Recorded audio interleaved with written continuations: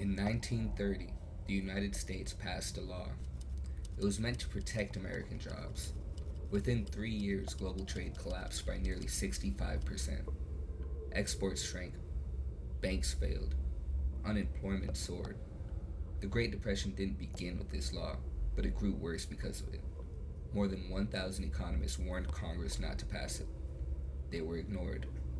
This is the story of the Smoot-Hawley Tariff Act and the consequences that followed. October 1929.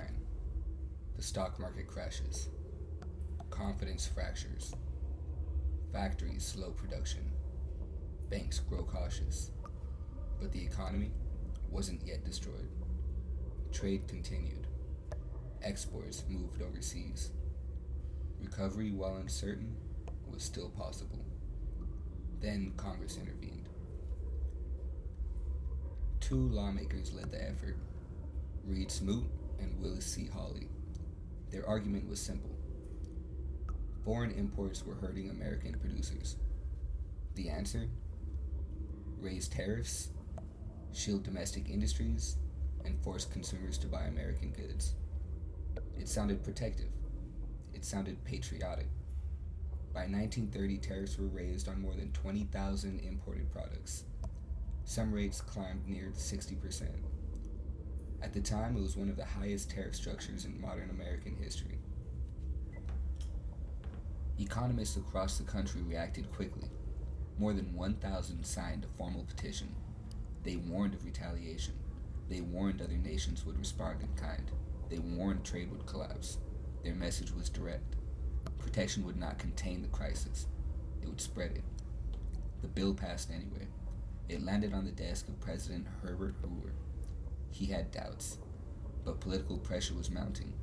Regional industries demanded protection, and lawmakers added provisions for their own districts. The bill expanded, and in June 1930, it became law. The response was immediate. Canada retaliated. Europe followed. Tariff barriers rose across the globe. Exports from the United States collapsed. Within 3 years, world trade had fallen by roughly 2/3. American farmers suffered first. They depended heavily on foreign buyers. Those buyers were now blocked. Factories slowed further.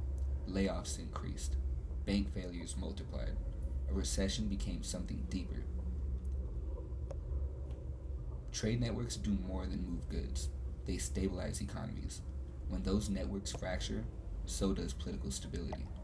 Germany, an already economically strained country, was hit hard. Economic desperation intensified.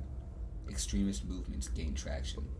Among those who rose during this instability was Adolf Hitler. Smoot-Hawley did not cause global conflict, but economic isolation amplified global instability, and instability reshapes political outcomes. There is one question. Why pass such a policy during a fragile moment? The answer? Politics. The tariff bill became a bargaining instrument as each region sought protection for its own industries.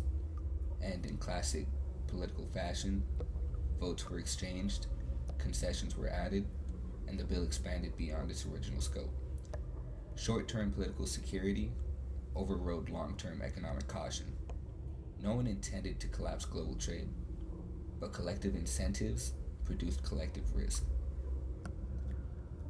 By 1934, the consequences were clear. Congress began lowering tariffs. Trade agreements were rebuilt. Over decades, global systems were designed to prevent another collapse of this scale.